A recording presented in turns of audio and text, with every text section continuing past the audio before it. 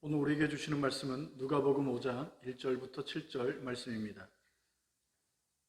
무리가 몰려와서 하나님의 말씀을 들을새 예수는 게네사렛 호숫가에 서서 호숫가에 배 두 척이 있는 것을 보시니 어부들은 배에서 나와서 그물을 씻는지라. 예수께서 한 배에 오르시니 그 배는 시몬의 배라.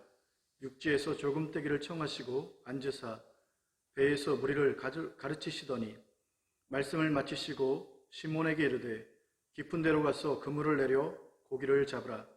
시몬이 대답하여 이르되 선생님, 우리들이 밤이 새도록 수고하였으되 잡은 것이 없지만은 말씀에 의지하여 내가 그물을 내리리이다 하고, 그렇게 하니 고기를 잡은 것이 심히 많아 그물이 찢어지는지라. 이에 다른 배에 있는 동무들에게 손짓하여 와서 도와달라 하니 그들이 와서 두 배의 채움에 잠기게 되었더라. 아멘. 오늘에게 주시는 말씀 제목은 한 번 더 그물을 던지자입니다. 이 제목을 가지고 함께 귀한 은혜 나누고자 합니다.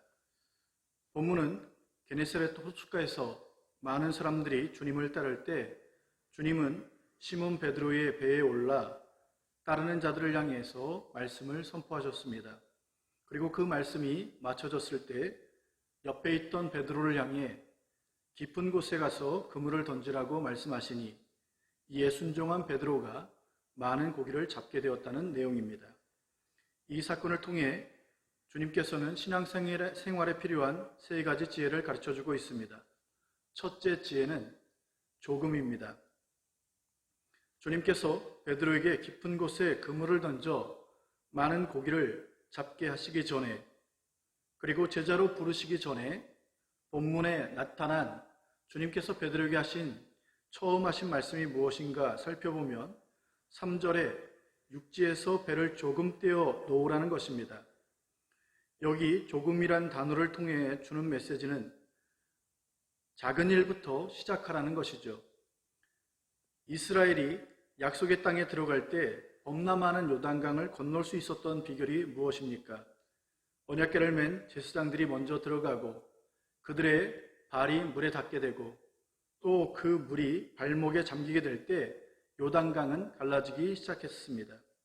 이처럼 요단강을 건너는 역사는 법궤를 들고 발을 내딛는 그 작은 일부터 시작되었다는 것을 가르쳐주고 있습니다. 우리 역시 하나님을 향한 신앙생활에 있어서 뭔가 달라져야 할 것이 있다면 말만 하지 말고 할 수 있는 작은 일부터 시작하라는 것입니다. 이는 한 번에 완전히 모든 것을 바꾸라는 말이 아니라 작은 시도, 작은 도전부터 하라는 것입니다. 누군가는 지금은 기도할 형편이 아니니 나중에 하겠다라고 말할 때, 누군가는 잘 못하는 기도지만 그럼에도 주님 앞에 엎드려 주여라고 외치기 시작할 때 기도는 시작되는 것입니다. 신자로서 누구나 기도해야 된다는 사실을 잘 알고 있지만 중요한 것은 기도하지 않는 것입니다. 그러니 당연히 응답도 없습니다. 하지만 주님께 엎드려 부족한 입술에 주여라고 외치니 그의 마음을 아신 주님은 그의 기도에 응답해 주시는 것입니다. 어떤 사람들은 기도라고 하는 것은 멋진 말과 멋진 표현을 해야 한다고 주장하는 자들도 있습니다. 하지만 사실 멋지게 하는 것은 그렇게 중요한 것이 아닙니다. 왜냐하면 주님은 우리의 멋진 말과 멋진 표현에 속으시는 분이 아니라 우리의 중심, 즉 마음의 중심을 보시기 때문입니다. 그러므로 주여 불쌍히 여겨 도와달라고 하는 이러한 작은 기도에 빼어난 말과 멋진 표현은 아니지만 주님은 그 간절한 기도를 들으시고 응답해 주시는 것입니다. 두 번째 가르쳐주는 지혜는 한 번 더입니다. 베드로가 밤새 고기를 잡으려 애썼지만 한 마리 잡지 못하고 돌아와서 그물을 씻고 있는 베드로를 향해 4절에 보면 깊은 데로 가서 그물을 내려 고기를 잡으라고 말씀하셨습니다. 당시 낮보다는 밤에 물고기를 잡던 시기였고 무엇보다 깊은 곳에서는 고기를 잡지 않았던 것 같습니다. 그런데 주님은 뜬금없이 깊은 곳에, 그것도 동이 튼 아침에 그물을 던지라고 말씀하시니 사실 수용하기 어려웠지만 베드로는 주님 말씀에 한 번 더 그물을 던졌던 것입니다. 놀라운 것은 그 한 번 더를 통해 베드로는 많은 물고기를 잡게 되었을 뿐만 아니라 그 사건을 통해서 결국 물고기를 잡던 어부에서 사람을 낚는 어부로 그의 존재가 바뀌게 되는 것입니다. 누군가에게 이만큼 도움을 청하면 할 만큼 다 했다고 여길 때가 있고, 또 상대방도 여전히 귀찮다고 거절할 수 있지만 그럼에도 한 번 더 도움을 청하게 되면 정말 힘든가라고 그때서야 생각해서 도와줘야겠다는 마음을 먹기도 하기도 합니다. 그러니 도움을 청한 자에게 필요한 것은 안 된다는 거절에 대한 반응이 아니라 한 번 더 매달리는 것입니다. 앞을 보지 못했던 시각장애인 바디메오는 힘들고 어려운 처지에 살아갈 유일한 방법이란 지나가는 자들에게 구걸하는 것입니다. 그런데 하루는 많은 사람들이 주님께서 지나가신다라고 외치기 시작했고, 그 말을 들은 바디메오는 다윗의 자손 예수여 나를 불쌍히 여겨달라고 소리를 질렀습니다. 이에 시끄럽다고 많은 사람들은 바디메오의 외침을 막았지만 그는 매달리고 또 매달려 더 큰 소리로 외쳤습니다. 그만하면 멈출 것 같고 멈춰야 될 것 같은 상황이었지만 멈추지 않고 끝까지 매달렸을 때 마침내 주님은 바디메오를 오라고 하셨고 다가온 그의 눈을 고쳐주셨습니다. 우리 역시 때론 지치고 피곤하여 기도를 멈출 수밖에 없을 때 그럼에도 한 번 더 매달리고 간절히 기도해야 하는 것입니다. 왜냐하면 그런 중에 기도의 양은 채워질 것이고 눈물병에 눈물이 다 채워지기 때문입니다. 그 기도의 양과 눈물을 채우기 위해 주님은 때로 어려움을 주기도 하지만 그것이 다 채워지면 비로소 하나님의 때가 이르러 하나님의 역사가 일어나기 시작하는 것입니다. 밤새도록 애를 써도 잡지 못했지만 주님 말씀 의지하여 한 번 더 그물을 던지니 놀라운 것은 2배가 잠기도록 고기를 잡았다는 것입니다. 여기서 한 번 더란 어떤 의미입니까? 지금까지 했던 일을 포기하지 않겠다는 의미가 아니라 이제는 주님 말씀으로 새롭게 시작하라는 것입니다. 그렇게 주님 말씀으로 시작하면 주님이 책임져 주신다는 것입니다. 한 번 더 시도함으로 주님 말씀으로 새롭게 시작함으로 주님이 책임져 주는 귀한 역사가 있기를 소망합니다. 세 번째 가르쳐 주는 지혜는 이제 후로는입니다. 주님 말씀을 따라 깊은 곳에 가서 그물을 던졌더니 많은 고기를 잡게 되었습니다.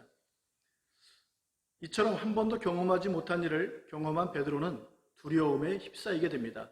그래서 8절에 보면 자신은 죄인이라고 고백하게 됩니다. 이런 베드로에게 주님은 무서워 말라 말씀하시고 이제 후로는 사람을 취한다라고 말씀하고 있습니다. 같은 내용이 마태복음과 마가복음에도 나오는데 거기엔 사람 낚는 어부라고 기록되어 있습니다. 그렇기 때문에 사람을 취한다라고 하는 것은 사람 낚는 어부를 말하는 것입니다. 무슨 말입니까? 이전에는 물고기 잡는 것을 사명으로 알고 살아갔던 베드로였지만 이제부터는 사람을 취하고 사람을 낚는 하늘의 사명으로 살아가게 된다는 것입니다. 모세는 나이 80에 하나님이 부르셨습니다. 이는 모세가 전혀 상상할 수 없었던 생각지 못한 일이었습니다. 왜냐하면 오래전에 이 일은 이미 실패한 일이며 이젠 40년 광야에서 목동으로 살면서 다 포기한 일이기 때문입니다. 놀라운 것은 모세가 그렇게 실패하고 포기한 일도 하나님은 다시 할 수 있도록 민족의 지도자로 세워주시는 것입니다. 우리 역시 주님께서 우리를 향해 다른 뜻을 품고 계신지 모릅니다. 그렇기 때문에 우리가 하고 싶은 게 아니라 해야 될 일, 그래서 이 땅에서 물고기 낚는, 그래서 먹고 사는 일에 전념하고 목숨 걸 일이 아니라 하나님을 기쁘시게 하는 하늘의 사명을 찾아야 되고 그 하늘의 사명으로 살아가야 하는 것입니다. 하늘의 사명을 가지고 사는 자들의 특징이 무엇입니까? 내가 계획하고 뜻한 바를 이루는 것이 아니라 성령의 조명과 인도하심을 따라가는 것입니다. 사도행전 16장에 바울은 아시아에서 복음을 증거해야 된다라고 생각했고, 그래서 그곳에서 복음을 전하려고 했습니다.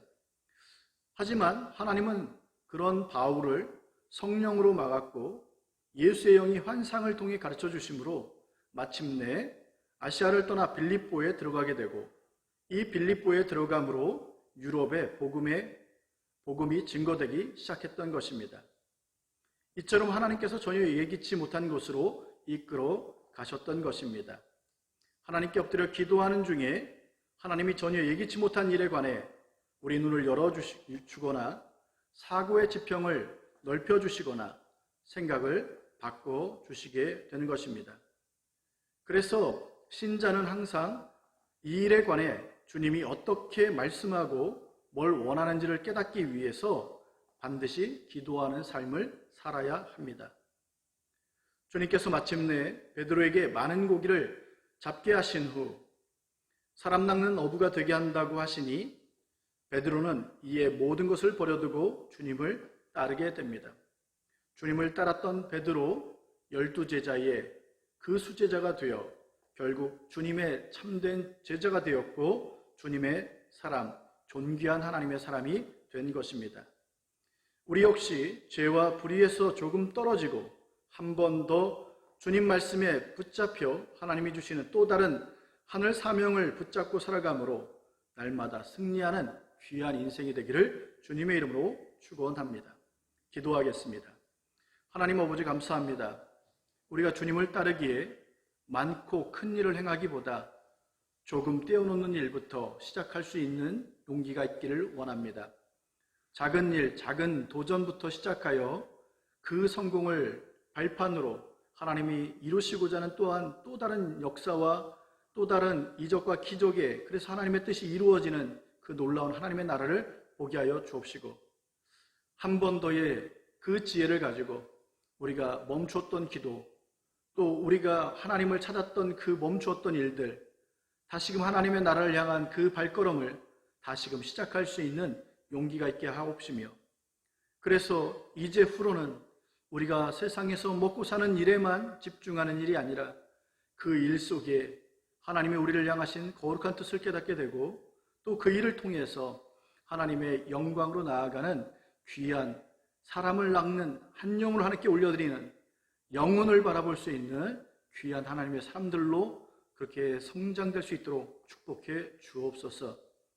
오늘 하루 힘들고 어려운 이 코로나 시기에 하나님이 도우시고 인도하시고 축복해 주는 귀한 은혜가 있기를 소망합니다. 이제는 우리 주 예수 그리스도의 은혜와 하나님 아버지의 무한하신 사랑하심과 성령님의 감화감동 교통하심이 오늘 예배를 드린 모든 성도들 머리 위에 이제로부터 영원토록 함께 하시옵기를 주 예수 그리스도의 이름으로 축원하옵나이다. 아멘.